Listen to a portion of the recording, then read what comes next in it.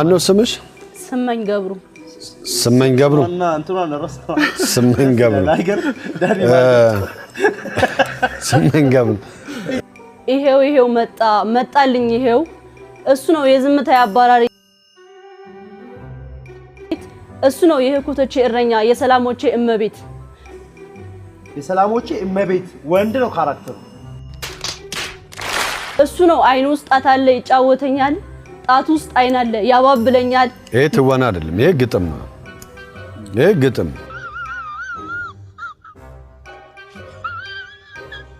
እኔም አልነገርኩት ሚስጥሩን አላውቅም እየመጣ ብቻ ይጫወተኛል